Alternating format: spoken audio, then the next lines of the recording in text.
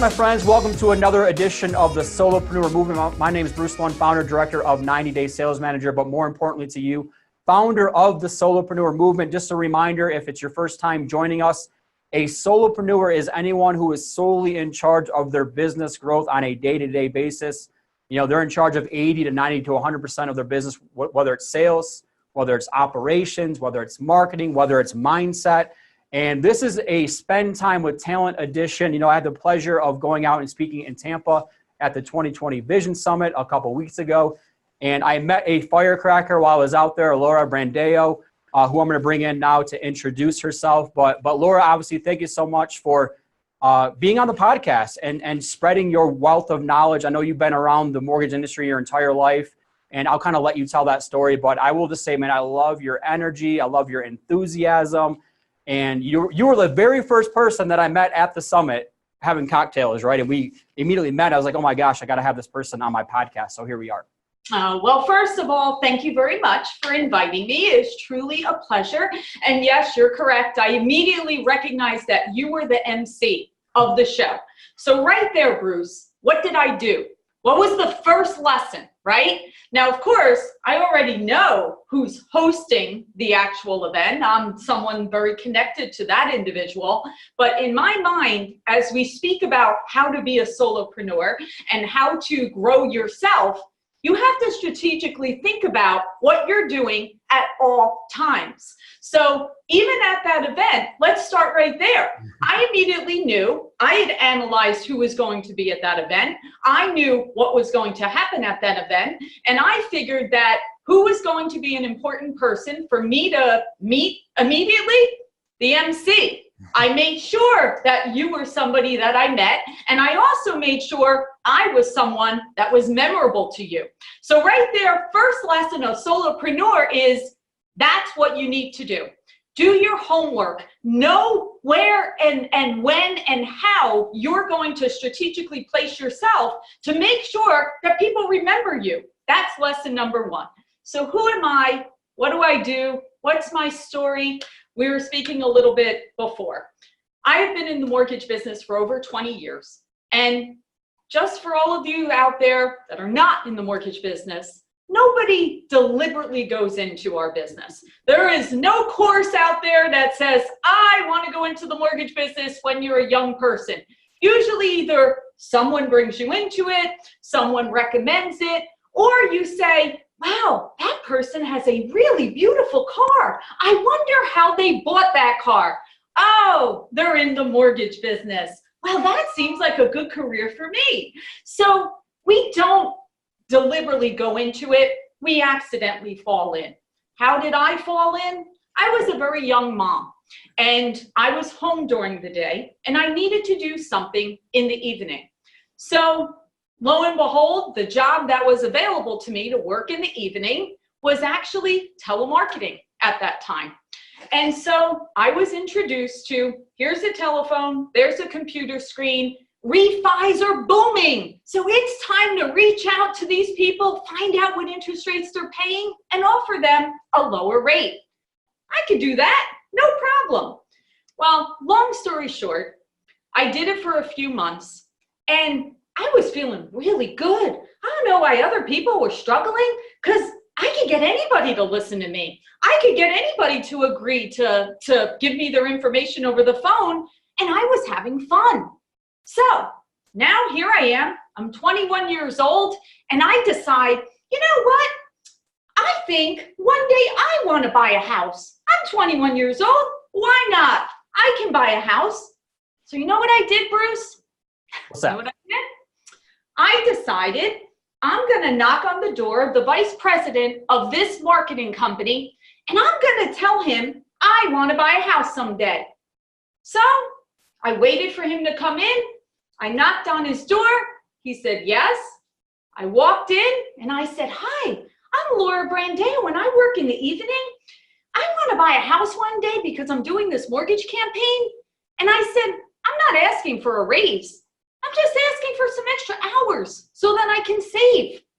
He's like, you know what? Would you like to run reports in the evening? I said, I absolutely could do that. The next day, someone showed me how to run reports. But I didn't just run the reports. I took the reports. I analyzed the reports. I took the reports and wrote my own commentary and recommendations of who should be doing what marketing campaign. And I left a copy with my notes for all the vice presidents to see. Within a week, I was promoted to the manager of that company. Within 5 years, I ran the whole organization, and I had over 200 people working in different mortgage campaigns within those 5 years while my children were growing, going to school. So what did we learn from that? One, I wanted something. I didn't let somebody tell me I couldn't go speak to the vice president. I didn't ask for more money. They wound up giving me more money, but I didn't ask for it. I actually proved to them why I was worth it. And then I received it. I didn't worry about what anybody else was saying or thinking. I knew I had to get to a certain place, and I did it. And I continue to grow my relationships within that organization and learn and learn and learn. So by the time I left there 5 years later and I went to get a full-time job in the mortgage business, starting out as a sales manager, within 3 months of that, I was the COO of that mortgage company. You want to know why? Because I generated so many sales, they couldn't keep up in ops. So I said, no problem. I'll learn how to process and underwrite loans, set up warehouse lines, and I'll take over operations too. Because no one can stop you from getting what you want, but you got to be willing to actually jump in and learn it. I love it. So, I mean, you truly have the solopreneur mindset all the way back. Like yes. before the term even existed, right? You're like, there's all these things. Who knew that? Who knew, right? And so you're out there doing all these things. So I took down a lot of different notes. Number one, so you talked about when we first met, you found out I'm the MC. I call that getting proximity to prosper, right? Yep. Is you understand who the influencers are, where the action is, how do we get around that, and then to show up consistently and get around that action, right? So that's one thing any brand new or newer person, or really anybody, could learn from, is being intentional with who am I getting around, what action do I need to get around, what event should I be attending, right? And we put ourselves in proximity to prosper. So that's the first note I took. Second thing, you were talking about, just walking into the office and asking for more responsibility. Yep. Right? We often get what we want in life by simply asking for it, but a lot of people don't ask for it. And so that's one of the big. And then they sit and they're upset that someone didn't give it to them. Yep. Don't expect someone to give it to you. You have to put yourself out there and tell them what you want. And it's not so much going in and demanding, I want this. Tell them what your goals are. Yep. Tell them, I'm looking to eventually be here. I want to be on the path. Someday I want to be here. Once you've intentionally put that out as to what you want, people are more likely to help you get there. That's exactly right. That's exactly right. And we met at the 2020 Vision Conference with Christine Beckwith, as we talked about. And if you think about vision, if you think about anything in life, if you share your vision with other people, it's much more likely to come true because other people want to help you go out there and achieve it, right? So that's exactly what you're saying, is you go in there and it's not just a, hey, what's in it for me? It's more of a, this is my vision. This is how I can help you get there. And this is how we can collaborate and partner together to help each other get to that end goal. Exactly. Awesome, right? And then you talked about showing the value. I think that's a big thing, talking about my millennial generation. And I wrote a book when I was 24, 25 called Nexpert, where you're the next expert. Okay. And one of the things that I learned is move in the opposite direction of the negativity. Like a lot of people are saying all these bad things about millennials. We're entitled, instant gratification, we're lazy, like all those things. I'm like, man, those are all things I don't want to be a part of, right? So I need to move in the opposite direction of that. And so one of the concepts I talk about in the book is chase skill sets, not paychecks early on. Absolutely. So that's pretty much what you're talking about. I tell the story that I remember making $7.50 an hour. Okay, like I don't know why that particular number stands out so much in my brain, because I always said I will show my value to the point that I will never even have to ask People will be throwing money at me because they will not want me to ever leave them. And that concept for the last 20 years has proven itself to be 100% accurate. But it's not a given. You have to be willing, like you said, you have to do your homework. You have to stay ahead. You have to differentiate yourself to have a special skill or a special talent or a special education or whatever it is. You have to be you and make yourself unique, and then the money will always follow. Always. Always. I love it. Perfect. So, well, let's fast forward then, because, you know, you did expand, you kept growing, and you kept expanding, and then you decided to take on the initiative of founding or launching the AFR wholesale company, right? Correct. Where you truly became the solopreneur in your business, where you were in charge of all of it. So talk about that experience early on. I mean, I'm sure you were excited, but also I'm sure you were anxious and maybe a little bit scared or naive even to think like, hey, I can go do all these crazy things. So just talk about that process. Absolutely. So as my mortgage career, grew and changed, I built a couple of companies, and then you came to 2007 when the crash was happening all around us and companies were going out of business and lots of bad. So during that time, I always thought to myself, it's been great that I've been able to build up these different organizations, but I always thought to myself, what if I had the ability to control everything, and like you said, it's scary, with that thought because it is all you. But even at that point, I had the confidence to bet on myself. So when the industry was crashing, I actually called a good friend of mine in the business and I said, all right, I know this is a crazy question, but do you know anywhere that might be safe? And she said, I've got a client, a small client that wants to start a wholesale division. Now, for those of you that don't know, wholesale means B2B. So mortgage companies working with other mortgage companies. So I made an appointment and I went to meet him, and he's like, here's the vision. Here's the vision. We're going to do one program, FHA only, down to a 500 credit score, wholesale only, no correspondent, just broker. And I'm like, okay, I could do that. He goes, literally, you control it all. You hire whoever you want. You run it whatever way. You develop the culture. By the way, 100% commission, no salary, no benefits. Okay. So at this stage in my life, I have a mortgage. I have a husband. I have 2 children in school. And with the crash of all the companies are closing around you. And so I jumped in the car after meeting him, and first person I called my husband. I'm like, okay, here's what we've got. And he's like, you're going to do that. And so the very first day, on June 18th of 2007, I arrived at AFR, and he pointed to the computer and he said, there's AFR Wholesale, get started. And I sat down, and the first thing I did was look up on HUD.gov. I pulled up every mortgage broker that was a mini sponsor. And at that time, I just started cold calling. I started just going back to my roots, and I called them up and I said, hey, I'm Laura Brandao from AFR Wholesale, and I can do FHA loans down to 500 FICO scores. What can I do to help you? That first month, I was able to close 10 files. Just me.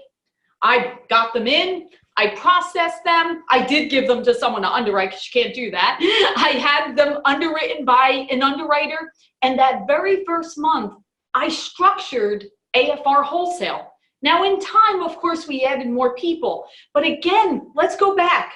If I hadn't learned how to prospect, if I hadn't learned how to get on the phone, if I hadn't learned how to process those loans, how could I have possibly ever been able to build the company that I have now? That's where the solopreneur comes in. If I didn't have that foundation, I would have never been able to do that. I love it. I love it. I'm over here just taking down notes, and I have a litany of questions I want to get to then with you as we go through this process. So you're talking about solopreneurs, and a lot of times my best definition, my favorite definition of confidence is the memory of success. Right. So the first thing that you do then when you go into a new role is confidence is a memory of success. I have certain skill sets to where I can work the phones. I know how to prospect. I know how to put together a call sheet or a list of people, my specific targets I want to go after, right? So that was a previous skill set that you acquired, and now you just bring it over. Like, we don't need to reinvent the wheel. Nope. Right? And I think that's a big challenge for, again, talking to our younger hustler folks that are out there, is most people just need to get back to the basics of business. You know, your first thing wasn't, hey, I need to go create a logo. I need to go create a website. I need to go create 15 different marketing collaterals. What did you do? You created customers. I did. And I think that's a very big point for, again, our younger, newer people out there, because I was in Columbus. I took an Uber, and of course there was a real estate agent that was driving me. And I'm just asking him, like, okay, well, you're brand new. You're 3 months in your business. Like, what are you doing on a daily basis? Like, well, I'm still working on my website. Nope. I'm still working on this. I'm like, oh my gosh, dude. The point of any business is to create a customer, right? Exactly. Now, I believe marketing is important, but it's one of those things that you keep building up, and it gets better and better and better. So I'm glad that you said that. Like, prospecting is such a big part of it, and having something to say and knowing your value. Exactly. I mean, I can remember that very first month where people would go into FHA Connection and they would be like, Laura, am I like only one of 3 clients signed up with AFR? And I'm like, do you see how lucky you are? I'm like, look at how much attention I'm going to give you. You're only 3 of my clients. And instead of them looking at it as a negative, they were like, yeah, I guess that's right. You're going to give me a lot of attention because I'm only one of 3. Now, I was never afraid of that. And you know why I wasn't afraid of that? Because I knew that I could crush it with how I could service that client. I knew that I could take care of that borrower. So with that confidence of knowing the job I could do for them, there was not one objection they could have said to me that would have made me not go in and connect with them. Perfect. I love it. So, and your confidence does ooze. I just got to tell you, I just love your confidence and your energy. You know, I'm a big believer that we can borrow confidence from other people. I think you're right about that. Yep. So that's why I love doing these interviews with people. It's as much for me as it is for our community of people. I love borrowing confidence and wisdom from other people. So let's tap more into the wisdom then. So let's talk about, I'm just big into, you know, what are 1 or 2 or 3 pillars of your business? And again, you could talk about your business right now, or you can talk about going all the way back, but I am a big believer that a lot of people need to get back to the basics of their business.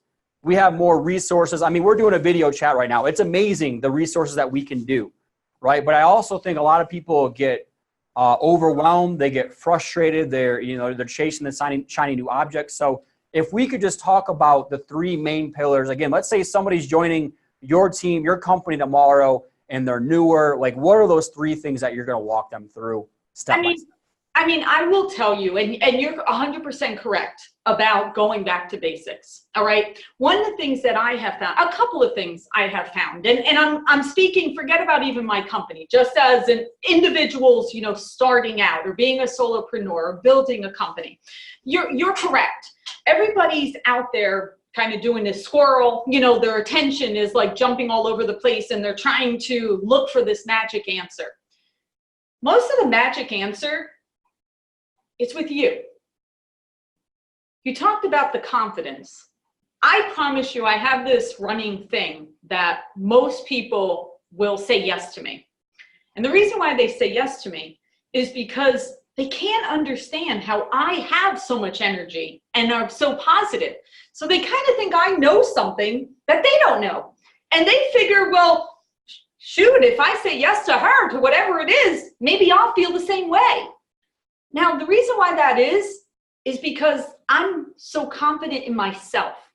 I have done many things in my life and have gotten to the point that whenever I try to be someone else, or I try to do something like someone else, that's when it doesn't work out.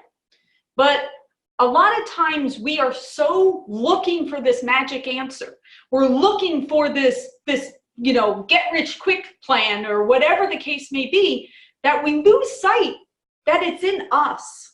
Because when we share a piece of ourself in whatever it is, whether I have a marketing company and I want to help other people be able to market their program, or whether I have a mortgage company and I want to bring families home, or whether I'm coaching someone, or whatever the case may be, if I truly believe that I'm the best option and I'm passionate and confident in what I do, that other person will immediately bond with you. I promise. Like you said, you don't have to have the slickest logo. You don't necessarily have to come up with you don't have to be the lowest price, right? You don't have to be the lowest price. You don't have to be the quickest service. Now, price and service are important, not to say it isn't, but it's not the most important all the time, okay? So the thing that I have learned is, number one, for individuals, be yourself. Be yourself. You don't have to be other people. Be the best you. The second thing is relationship. I believe technology is fabulous and wonderful, and I'm all for it 100%. I'm all about it. I'm on video. I do all this great stuff. But the old school relationship and getting to know people and the value, I can't even tell you how many clients I get with a handwritten note. I can't even tell you.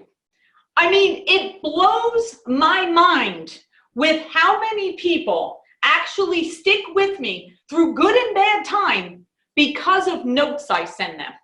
Now, something like that has to be genuine. Do not try to make it cookie cutter and the same thing over and over. It has to be authentic to you. So if you're not somebody that's comfortable doing it, don't do it.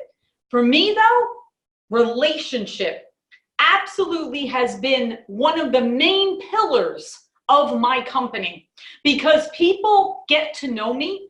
People realize that I am a very straight shooter. Whatever I say, it's 100% the truth, because I've learned that you're never going to remember the things that you're not truthful about. So you better be truthful. So people honor that and people respect that. So I think that be yourself, be authentic also, be relational.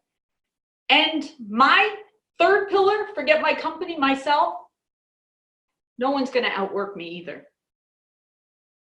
I have probably one of the strongest work ethics there is. Now, why is that? Because that's how passionate I am about whatever I do. I do it because I never feel like I work a day in my life, because that's how much I love what I do. I love it. I love it. So number one, be yourself. Yes. Right? One of my favorite quotes about that, be yourself, everybody's already taken, right? So that's a great one. That is true. But I will say, talking about like being yourself and being authentic, it's like, I don't want to go on a rant, but I'm a former professor, I have a PhD, all that kind of stuff. And it used to drive me crazy because none of this stuff is taught in schooling. No. Like how to be yourself, how to be authentic, what are your beliefs? Why do you believe it? How to build strengthen relationships, right? How to build in work ethic. It's just like a lot of this stuff is not taught in the schooling system. And so I'm glad that you went through those three. And a lot of that stuff, it all depends on the environment you were brought up in, right? Yep. A lot of it is the environment. Yep. Mm-hmm. Well, talking about work ethic, right? I remember one of my graduate advisors, or our department chair at one of the universities I was at, he used to ask me, he's like, you're 29, you have a PhD, you're one of the youngest professors here. Like, where does all that come from? Where does the work ethic come from? And can you teach that to my son? And I'm like, probably not. No. Probably not. So that's definitely a hard one to talk through of work ethic. I will ask you, so talking about you going to events or making calls and stuff like that. So back when you were getting started, did you have like benchmarks? Did you have a scoreboard? Did you have accountability? Was it you just picking up the phone and going to work? No, listen, and it's funny. I actually remember how I met Christine. Was she interviewed me for a show, and she asked me what was my definition of success. That was actually one of the questions that she asked me, and I said, well, I think success varies depending on your age.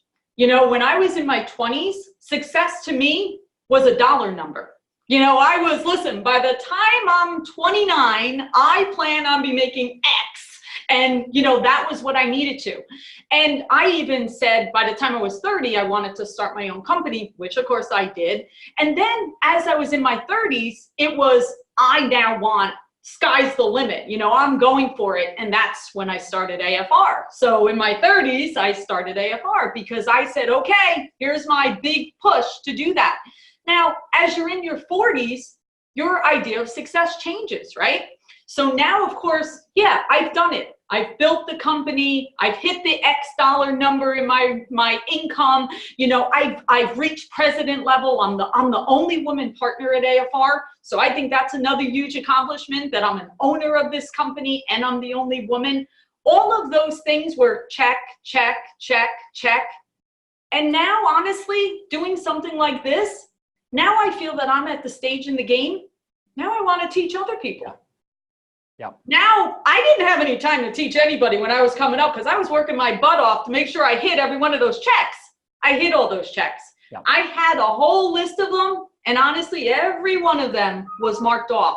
Very goal-driven, very laser-focused. Like literally, I'm hitting this no matter what. There is it's funny, there could be years that passed that I don't even pay attention what was going on because I was that focused of blinders, just blinders. I'm hitting it, no one's stopping me. And I did. I was able to do that. But then as your career goes on, now it's, well, I want to teach the generation behind. I want to share some of this because honestly, I was so laser focused at that time. I didn't even pay attention to hear what other people were doing. I was like, I just got to focus. I just got to, work. Which is good at that point.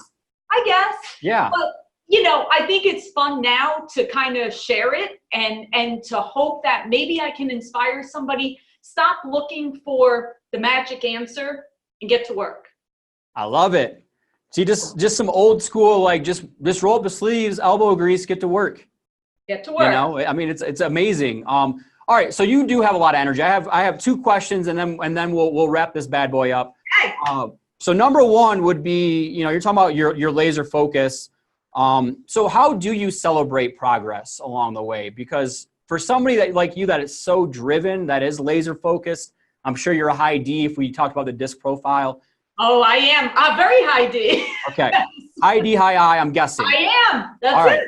it. So which means, and I'm the same way, which means success, like you're saying, it's a rival fallacy. It's just, you never reach it. We're never going to reach it. We keep moving it. So how would you advise someone, because a lot of salespeople that are solopreneurs or high D, high I's, is that something you've learned to cope with or to get better at or make it like being intentional with, or is it just, it is what it is? It's very interesting. This is a really good point because it's funny. Years ago, I used to listen to Howard Stern and you would hear him talk about this. He would say, my God, I'm making hundreds of millions of dollars, but still I haven't reached where I want to go to because there's always more. There's always more. You're always trying to get to that next level. And it is a struggle. I completely appreciate that. But I will tell you what keeps me grounded, two things. One, my team, and two is my family, okay? Because although I'm so laser focused and I'm hitting those goals, I have to keep in mind that has nothing to do with them. Yeah. So you have to allow your time to celebrate, like you said. You have to remember that you don't have to have everybody around you be like you. As you mature, you realize that what we think is not necessarily what other people think. And you can't expect the others to think the same as you. And that's okay. When you're first coming up, you think everybody has to be like you, and you think everybody has to work like you, and you think everybody has to be as driven and as focused. You're mistaken. And that's okay. There's nothing wrong with that. We don't have to all be alike. That's what makes the world great, is that we're all different. So to answer your question, you celebrate those successes with your team and your family because they will keep you grounded. I almost hope, for all of you, I'm lucky to have a husband that is not like me, meaning he balances me. He keeps me to where I could be up here and he could be here and we even each other out. That's a really smart thing. That's good, because if two of us were both the same, I think we'd bounce off the walls. So that's a good thing. Keep your family, keep your team to celebrate those successes, because believe me, if you only focus on this, it's going to be a lonely world. Yeah, I feel like I needed to hear that message today. So I appreciate you saying that, because I am that way with my team, where it was constantly like, let's go, let's go, let's go. And it becomes not fun. It becomes not fun for them. It becomes not fun. And it's not fair to do that to them. Yeah. It's not. And I will give you another piece of advice. You can still hit your goals, being mindful that they're not exactly like you. Yeah. And that, again, is maturity. You mature into that. I love it. I love it. All right. So final question then, it gets back to your energy and your confidence. How do you keep your energy up? I mean, have you always just been a high energy person, or are there things that you do? Because I am a big Stephen Covey whole person theory, mind, body, heart, spirit. Yes. Right. The mind's need is to learn, the body's need is to live, the heart's need is to love, and the spirit's need is to leave a legacy. Right. Mm-hmm. We all have different quotients for all four parts. And for you, your energy, like I said, it is contagious. So how do you keep your energy level up? Because I'm sure when you build out your brand consistency and reputation, your personal brand, people are coming to you for your confidence. They are. And they're coming to you for your energy. So when Laura doesn't have confidence or energy one day, they're like, oh crap, what's going on here? Right? Well, the good news is Laura always has it, with the exception if I'm sick, like physically sick. Besides that, all day, every day, doesn't matter what time of the day. But for me, it is consistency. For me, meaning I literally go to sleep 9 o'clock every night. Does not matter if it's the weekend, does not matter when it is, 9 p.m. every night, I'm asleep. I get a full 8 hours of sleep regardless, okay? Because I do believe your body needs to rest. Yeah. Your body needs to allow yourself to be fully asleep. It's a healing process. So I am very regimented, down to, like I said, I go to sleep the same time. I wake up the same time. I exercise the same time. I eat the same food every single day. Literally, me and my husband have a schedule, and I eat exactly the same foods every day, with the exception if I'm traveling. Okay, that is the only time I do not. What that does is that makes my body feel good. It gives me energy, gives me strength. So I agree with you. Other things you talked about, the mind. I never listen to the news. I do not watch television. I am 100%, everything is either music, podcast. I do watch like YouTube videos, TED Talks, love TED Talks. Anything I can do to feed my mind, constantly reading. So no matter what the subject is, I will always continue to feed my mind to keep myself sharp, keep myself interesting. So when I'm networking, I can have a conversation about different things with different people, because I'm educated on different topics. So I think, how do you keep your energy up? For me, consistency, keeping everything always the same. That way my body is healthy, my mind is healthy, and I'm ready to go. I love it. This is perfect. So I appreciate your time. I really do, Laura.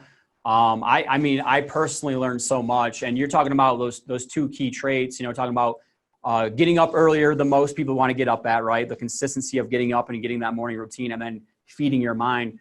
When you study successful people, and again, like you said, like success, like that's a definition that varies, but those are two of the most consistent things that people do, that are the most successful people, is they wake up and they get up earlier than most. They get a good night's sleep, but they get up earlier than most, and they read. They feed their mind. Yeah. Right? So it's important. It really is. And it's not new. I've been doing this for 20 years. That's just who I am.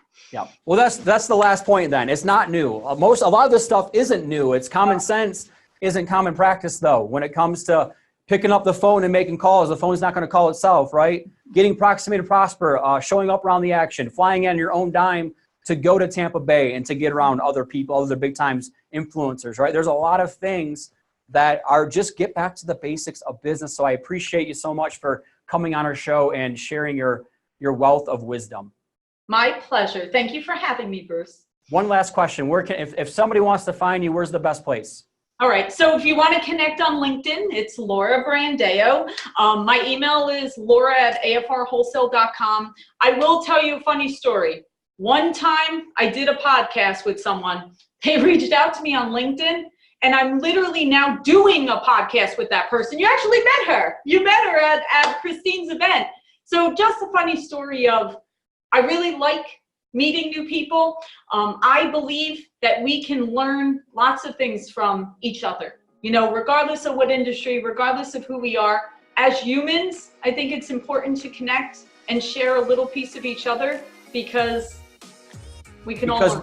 Because we become the sum total of those we hang around the most, right? That's exactly right. So, well, thank you so much. I really do appreciate it.